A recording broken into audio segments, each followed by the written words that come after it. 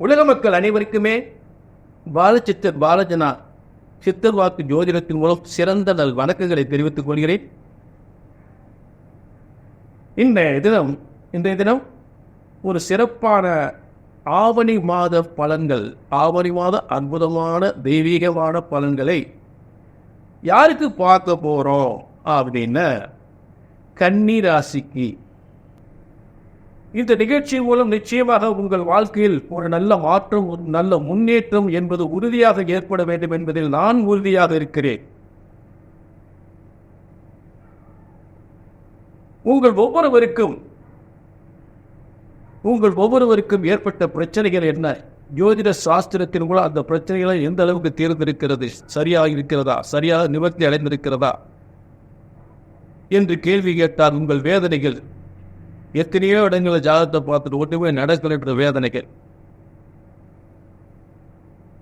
பொதுவா நீங்க செய்யக்கூடிய தொழில் வியாபாரம், செய்யக்கூடிய தொழில் உத்தியோக வியாபாரங்கள் சிறந்து விளங்க வேண்டும். பொதுவாக ஜோதிடத்தை இதற்காக நீங்கள் பயன்படுத்தக்கூடிய நிலை ஏற்படுகிறது.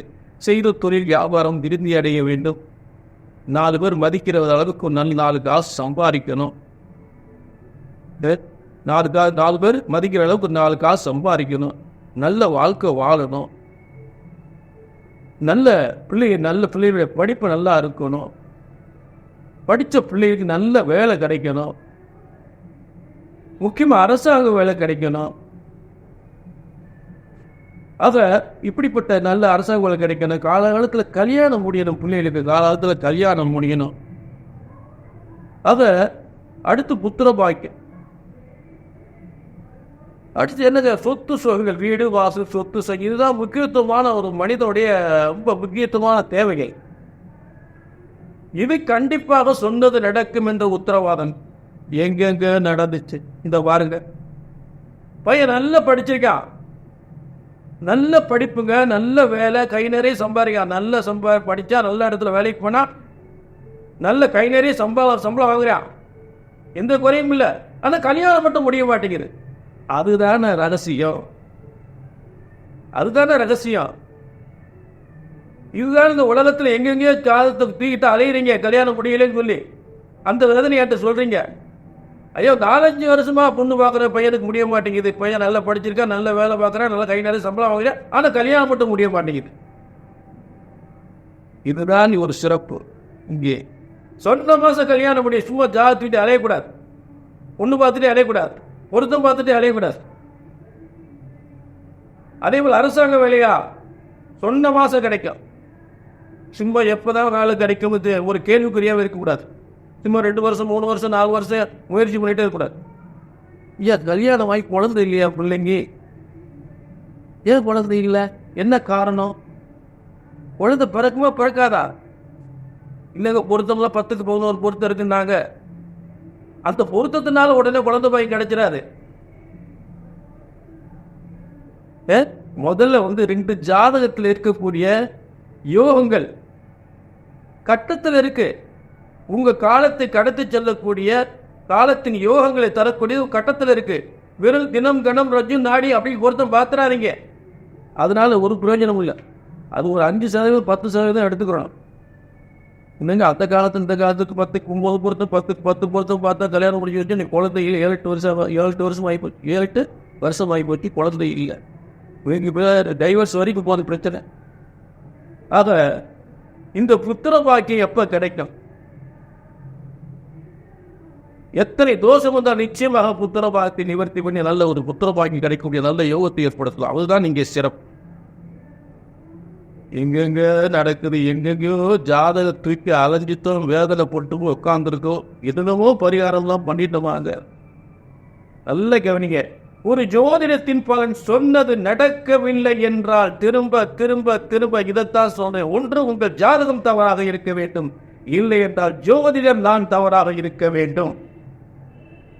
ஜோதிடம் ஒருபோதும் தப்புவதில்லை, தவறுவதில்லை. ஏனென்றால் பிரம்ம வேதத்தால் இறைவனால், பிரம்ம வேத சாஸ்திரத்தால் இறைவனால் உருவாக்கப்பட்டதுதான் ஜோதிட சாஸ்திரம், தவிர மனிதனால் உருவாக்கப்பட்டது. மனிதன் அவன் இஷ்டத்துக்கு சொல்லிட முடியாது. இறைவன் போட்ட கணக்கு என்னன்னு என்று சரியாக கணிக்க வேண்டும். ஆக உங்கள் பிரச்சனைக்கு எதுவாக இருந்தாலும் சரி, எங்கள் வீட்டில் ஒரே பிரச்சனையாக இருக்குது. பொம்பளை பிள்ளைக்கு வீட்டுக்காருக்கு பெரிய பிரச்சனையாக இருக்குது. பொம்பளை பிள்ளைக்கு நல்லபடியாக கல்யாணம் முடிச்சு வச்சோம். ஒரே பிரச்சனையாக இருக்குது. இன்றைக்கி வரைக்கும் தேரல. எத்தனை ஜோசியம் பார்த்துட்டோம். கண்டிப்பாக அந்த நிவர்த்தி கிடைக்கணும். நல்ல வேலை கிடைக்கணும். எந்த பிரச்சனைக்காக ஜாதகத்தை கையில் எடுக்கிறீங்க என்ன பார்த்து நடக்கணும்னு வந்துடக்கூடாது. அதை பிரம்ம வேத சாஸ்திரத்தின்படி உங்கள் பிரச்சனைகளை சரியான முறையில் சரியாக கணித்தால் சொன்னது நடக்கும், நடந்தே ஆகும், நடந்தே தீரும். அதில் எந்த மாற்றமே கிடையாது. பொதுவாக ஒருத்தர் செய்கிற தொழில் வியாபாரமாக இருந்தாலும் தொழிலை செய்யலாமா செய்யக்கூடாதா, சொந்த தொழில் செய்கிறதுக்கு நல்ல யோகம் உண்டா? அதே நேரத்தில் பார்த்தீங்கன்னா இன்றைக்கி நிறைய பேர் இப்போ அரசியலில் நிறைய எடுக்கிறாங்க. உண்மையில் அரசியலை சாதிக்க முடியுமா? அவங்களுடைய ஒரிஜினல் ஜாதகம். இப்போ விஜய் எடுத்துக்குங்க, நடிகர் விஜய். அவர் இப்போ நிறைய பள்ளி குழந்தைகளுக்கெல்லாம் ஒரு நல்ல ஒரு என்கரேஜ் பண்ணுற மாதிரி செஞ்சுக்கிட்டு இருக்கார். அதை செய்வதனால் மட்டுமே அரசியலில் மிகப்பெரிய ஒரு முன்னேற்றத்தை அடைந்து விட முடியாது. அவர் தலையெழுத்து ஜாதகத்தில் சரியாக இருக்க வேண்டும். எனக்கு இந்த வாழ்க்கையே வேணாமியா. சில பேர் நான் பெரிய சாமியார் இருப்பாரு, அதுக்கு தலையெழுத்து வேணும். வீட்டில் எப்ப பார்த்து நல்ல சம்பாதிக்கிறேன், ஆனா வீட்டில் நிம்மதி இல்லை. இந்த வாழ்க்கையே வேணாம், எங்கிட்ட சாமியாரை போய் தொலைலாம். அதை பெரிய பெரிய மடாதிபதிகள் நல்லா சௌரியமாக சாப்பிட்டுக்கிட்டு இருக்காங்க. அதுக்கு தலையெழுத்து, அவங்க தலையெழுத்து கட்டத்தில் தலையெழுத்து தாங்க எல்லாமே. பிறப்பு முதல் இறப்பு வரை உங்கள் தலையெழுத்து இந்த பிரம்மனுடைய விதி. அத அரசியலில் உண்மையான ஜாதகம், அதாவது விஜய் வராது, அவருடைய உண்மையான ஜாதகம் அட்டிச்சு சொல்லலாம், ஆணித்தரமா சொல்லலாம். நிச்சயமாக அரசியல் வெற்றி உண்டு. ஒரு மனிதன் தன்னுடைய உழைப்பு திறமைகள் எதன் அடிப்படையில் எந்த காலங்கள் வரை எந்த நோக்கத்திற்கு செயல்படும் பொழுது அந்த உடலை எந்த ஒரு துறைக்காக பயன்படுத்தும் போது அது வெற்றி கிடைக்கும். இது பிறப்பு முதல் இறப்பு வரை ஒரே துறையா என்பதை ஜாதகம் சொல்லும். புரிஞ்சுட்டீங்களா? ஒவ்வொரு விஷயம் எந்த ஒரு ஜாதகமா இருந்தாலும் சரி, எந்த துறையில் சாதிக்க வேண்டும் என்றால் அந்த சாதனைக்குரிய கிரகங்கள் அந்த ஜாதகத்தில் சரியாக இருக்க வேண்டும் என்பதான் எனது ஆணித்தரமான உண்மை. அட்டிச்சு சொல்லலாம். புரிஞ்சுட்டீங்களா? சரி, சித்தர் வாக்கு ஜோதிடத்தின் நிச்சயமாக இங்கே சொன்னது நடக்கும், நடந்தே ஆகும், நடந்தே தீரும் என்ற உறுதி உத்தரவாதம். எத்தனையோ பிரச்சனைகளோடு எத்தனையோ போராட்டங்களோடு கடந்த காலங்கள் பட்ட கஷ்டங்கள் எல்லாம் ஒவ்வொன்றாக தீர்ந்து ஒரு சிறந்த முன்னேற்றத்தினுடைய சிறப்பான காலத்தை தொட்டு கொண்டிருக்கும், அந்த யோகத்தை அடைந்து கொண்டிருக்கும் கன்னிராசிக்கு இன்னைக்கு ஆவணி மாத பலன்களை நம்ம பார்க்க போறோம். இந்த நிகழ்ச்சி கண்டிப்பாக உங்கள் ஒவ்வொரு வாழ்க்கையிலும் ஏற்பட்ட பிரச்சனைகள் எல்லாம் தீர வேண்டும், நல்லது நடக்க வேண்டும். என்ன பொறுத்த சொன்னது நடக்கணும், அதுதான் முக்கியம். சொல்லுக சொல்லில் பயனுடைய, சொல்லற்க சொல்லில் பயனில்லா சொல். இந்த நிகழ்ச்சியில் சொல்லப்படுகின்ற ஒவ்வொரு சொல்லும் ஒவ்வொரு வார்த்தையும் நிச்சயமாக உங்கள் வாழ்க்கையில் ஒரு நல்லது நடக்கக்கூடிய ஒரு மாற்றத்தை ஏற்படுத்த வேண்டும், ஒரு சிறந்த முன்னேற்றத்திற்கான நிகழ்ச்சியாக இருக்க வேண்டும். என்னதான் சொன்னாருங்க, சொல்றது நல்லா சொல்றாரு, ஆனால் அவர் சொல்றது அவர் போய் பார்த்தா ஒன்றும் நடக்கலை அப்படின்னு வந்துடக்கூடாது. அவர் சொன்னது சரியில்லை, இங்கே தொட்டதுக்கு அவர் போய் ஜாதகம் பார்த்ததுக்கு ரொம்ப வித்தியாசம் இருக்கு அப்படி வந்துடக்கூடாது. அப்படியே நடந்து அவர் சொன்னது அப்படின்னு சொல்லக்கூடியதாக இருக்கணும். ஆக எந்த பிரச்சனை ஒரு முறை ஜாதகத்தை அப்படி கையில் தூக்கியாச்சு, நான் சொன்னது நடக்கும், நடந்தே ஆகும், நடந்தே தீர்வு என்ற உறுதி உத்தரவாதத்தோடு நம்ம சிறந்த பலன்களை பார்ப்போம். இப்போ நல்ல கவனிங்க, ஆவணி மாத பலன்கள் கன்னிராசிக்கு.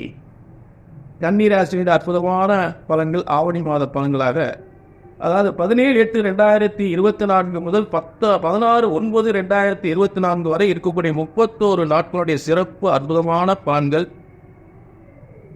அந்த அற்புதமான பலன்களை நம்ம கன்னிராசிக்கு ஒவ்வொன்றாக பார்ப்போம். இப்போ முதல்ல ஆவணி மாத கிரக அமைப்புகள், கன்னிராசியோட ஆவணி மாத கிரக அமைப்புகள். முதல்ல கன்னி ராசியில் கேது. இது ஆரம்ப அமைப்புகள். கன்னி ராசியில் கேது, கன்னி ராசிக்கு 6ஆம் இடத்தில் சனி, கன்னி ராசிக்கு 7ஆம் இடத்தில் ராகு, கன்னி ராசிக்கு 9ஆம் இடத்தில் குரு செவ்வாய், கன்னி ராசிக்கு 11ஆம் இடத்தில் நல்ல கவனி, கன்னி ராசிக்கு 11ஆம் இடத்தில் புதன், கன்னி ராசிக்கு 12ஆம் இடத்தில் சூரியன் சுக்கிரன். இது ஆரம்ப கிரக நிலைகள். இப்ப இந்த குரு செவ்வாயும் சேர்ந்து 9ஆம் இடத்தில் இருக்கக்கூடிய நிலையில் இருந்து ஆவணி 10ஆம் தேதி செவ்வாய் 10ஆம் இடத்துக்கு வந்துறார். 10ஆம் இடத்துக்கு போறார். குருமங்கல யோகத்திலிருந்து விலகி 10ஆம் இடத்துக்கு போறார். அப்போ 9ஆம் இடத்து 10ஆம் இடம் பாதிப்பு ஒன்றும் கிடையாது, சிறப்பு. சரி, அடுத்து அதே ஆவணி 10 உங்களுடைய தனாதிபதி, உங்களுடைய தனஸ்தானாதிபதியும் 9ஆம் அதிபதியும் எங்க உட்கார கன்னிராசின்னு உட்கார்ந்துறார் 10ஆம் தேதி, ஆவணி 10ஆம் தேதி. புரிஞ்சுட்டீங்களா? சரி, இதுதான் அடுத்த மாற்றங்கள். அடுத்து ஆவணி 15 உங்கள் ராசிக்கு அதிபதியும் 10ஆம் அதிபதியும் சூரியனோடு சேர்ந்து 12ஆம் இடத்தில் இருக்கக்கூடிய ஒரு சிறந்த மாற்றம். அதாவது ஒரு 12ஆம் இடத்துல போய் ஒரு கிரகம் உட்காருதுன்னா வலிமை இல்லாம உட்காந்துருக்கிறாரு. வலிமை இல்லாம உட்கார்ந்தா நிறைய சொத்துக்களை இழக்க வேண்டிய நிலை வந்துடும். 12ஆம் இடம் விரயஸ்தானம். அப்போ உங்களுக்கு 10ஆம் அதிபதி போய் 12ஆம் இடத்துல உட்கார்ந்தா இந்த வலிமை இல்லாமல் உட்கார்ந்தா ரொம்ப விரயமாய், தொழில் விரயமாயிரு, கடனுக்கு மேலே கடன் ஆயிரும். ஆனால் சூரியன் ஆட்சி பெற்று இருக்கக்கூடிய ஒரு சிம்ம ராசியில் கன்னிக்குரிய 10ஆம் இடத்துடைய அதிபதி 12ஆம் இடத்தில் சூரியனோடு சேர்ந்து புத ஆதித்ய யோகத்தில் சிறந்த வலிமையோடு இருக்கக்கூடிய நிலை. அதனால கவலைப்பட வேண்டிய அவசியம் இல்லை. சரிங்களா? அடுத்து உங்களுடைய தனஸ்தானத்துக்குரிய சுக்கிரன் 9ஆம் அதிபதி, அதாவது துளாராசி 2ஆம் அதிபதி, 9ஆம் அதிபதி ரிஷபராசிக்கு அதிபதி 9ஆம், ரெண்டுக்கும் சேர்ந்தவர் தான் சுக்கிரன். அவர் போய் உங்க இடத்துல கன்னி ராசிலேயே எப்ப 10ஆம் தேதி வந்துடுறாரு. 12ஆம் தேதி 12 இருக்கக்கூடியவர் 10ஆம் தேதி வந்துடுறாரு. அப்போ உங்க ராசியில உட்கார்ந்துறாரு. அப்ப உங்க ராசி கன்னி ராசியில இருக்கும்போது அந்த கன்னி ராசிக்கு அதிபதி சூரியனோட சேர்ந்து வலிமை பெறும் பொழுது நிறைய நமக்கு, அதாவது பார்த்தீங்கன்னா சிட்பண்ட் நடத்துறவங்க, அதே நேரத்தில் கமிஷன் தொழில் பார்க்குறவங்க, அதே நேரத்தில் மருத்துவமனை தொழில் சார்ந்த பார்க்குறவங்க, நீண்ட தூர இடமாற்றம், அதாவது மருத்துவ தொழில்கள், அதே நேரத்தில் பார்த்தீங்கன்னா ஆசிரியர் பணி, பெரிய பெரிய ஹோட்டல் நடத்துகிறவங்க, ஆசிரியர் உத்தியோகம் பார்க்குறவங்க, வெளியூரில் போய் ஆசிரியர் உத்தியோகம் பார்க்குறவங்களுக்குலாம் நல்ல முன்னேற்றம் கிடைக்கக்கூடிய நல்ல ஒரு சிறந்த யோகமான காலமாக ஏற்படும். சிலருக்கு பார்த்தீங்கன்னா இடமாற்றம், கொஞ்சம் உத்தியோகத்தின் மூலம் இடமாற்றம், வெளிநாட்டு பயணம், வெளிநாட்டு பயணத்துக்கு நிறைய முயற்சி பண்ணியிருந்தீங்கன்னா இப்போ அதிகமாக கன்னிராசிக்காரங்க நிறைய உயர்ந்த பிஹெச்டி படிப்பு, வெளிநாட்டுக்கு போகக்கூடிய படிப்பு, இல்லாடி அப்படி ஏற்கனவே படிச்சுட்டு அந்த உத்தியோகம் கிடைக்காம வெளிநாட்டில் போய் உத்தியோகம் பார்க்கணும்னு முயற்சி பண்ணுறவங்களா சிறந்த அதற்கான ஒரு சரியான காலம் இது. சரியான காலம், புரிஞ்சுட்டீங்களா? ஆக தனாதிபதியும் 9ஆம் அதிபதி இருந்தாலே நீண்ட தூர பயணத்தின் மூலம் வருமானம் பெறுவது. அப்ப அவர் உங்க இடத்துல உட்கார்ந்து, அதுக்கு என்ன அர்த்தம்? கன்னிராசிக்கு தனஸ்தானாதிபதி சுக்கிரன், அவரே 9ஆம் அதிபதி, அதாவது ரிஷபராசிக்குரிய அதிபதி 9ஆம் அதிபதி, நீண்ட தூர பயணத்தின் மூலம் வருமானம். அப்ப அவரு கன்னிராசியில் உட்காரும் போது அந்த நீண்ட தூர பயணத்தின் மூலம் வருமானம் என்பது உறுதியாகிறது. சிலருக்கு பதவி உயர்வு கிடைத்து வெளி மாநிலங்களுக்கு மற்ற ஊர்களுக்கு மாற்றம் ஏற்பட்டு உயர்வு பெறக்கூடிய நிலை ஏற்படும். இப்படிப்பட்ட அமைப்புகள். சரி, அடுத்து 6ஆம் இடத்தில் இருக்கக்கூடிய சனி சும்மா தொல்லை தரக்கூடத்தில் 6ஆம் இடத்தில் இருக்கக்கூடிய சனி பல தொழில் வெற்றியில் ஏற்படுத்த முடியும். நீங்க செய்த ஒவ்வொரு தொழிலும் மிகப்பெரிய வெற்றி ஏற்படுத்தக்கூடிய நிலையில் இருக்கு. ஏன்னா சனி பகவான் ஆட்சி, மூல திரிகோணம், வக்ரம், இந்த 3 சக்திகளோடு இருக்கும் பொழுது நிச்சயமாக நீங்க எடுக்கக்கூடிய ஒவ்வொரு முயற்சிகளும், தொழில் முயற்சிகள் வெற்றி பெறக்கூடிய நிலையில் இருக்கும். சுயமா எந்த தொழில் செய்தாலும் அதுங்க மிகப்பெரிய வெற்றி ஏற்படுத்தக்கூடிய நிலையில் இருக்குமே தவிர பாதிப்பு தரக்கூடிய நிலையில் இல்லை. சப்போஸ் சனி கூட வேற மோசமான கிரகங்கள் சேர்த்து வச்சுக்கோங்க, உங்க பாடு ரொம்ப மோசம்தான். புரிஞ்சுட்டீங்களா? ஆக சனி பகவான் வந்து வலிமையோடு தான் இருக்கிறார். சில கிரகங்கள் கூட்டு சேர்ந்துச்சுனாலே நம்ம மனசுல போட்டு பாடாப்படுத்தணும். இப்ப அதே நேரத்தில் உங்களுக்கு ஒரு மூலத்திரிகோணம் என்பது ஒரு சிறந்த சக்தி, ஆட்சி பெற்ற சக்தி, வக்ர சக்தி. இந்த 3 சக்தியில மிகப்பெரிய முன்னேற்ற சக்திகளாக ஏற்படும். அடுத்து கன்னி ராசிக்கு வந்து 7ஆம் இடத்தில் வந்து ராகு, அதாவது பொதுவாக வந்து 7ஆம் இடத்துல வந்து கணவன் மனைவி ஸ்தானம் என்று சொல்லக்கூடிய ஒன்று. அந்த இருந்த ஏதாவது பிரச்சனைகளை சிலருக்கு ஒரு சில பிரச்சனைகள் ஏற்படுறதுக்கு வாய்ப்புகளை கொடுக்கலாம். கொஞ்சம் நீங்கள் கேர்ஃபுல்லாக இருந்துக்கணும். அந்த மாதிரி இருந்தால் அதே நேரத்தில் ராகு வந்து ஒரு குருவின் வீட்டில் இருக்கிறதுனால அந்த பிரச்சனையை அதிகப்படுத்துறதுக்கு வாய்ப்புகள் குறையறது தான் வாய்ப்பு. ஏன்னா குருவின் வீட்டில் இருக்கக்கூடிய ராகு முழுமையாக வந்து அந்த குடும்பத்தை கெடுத்துறார்.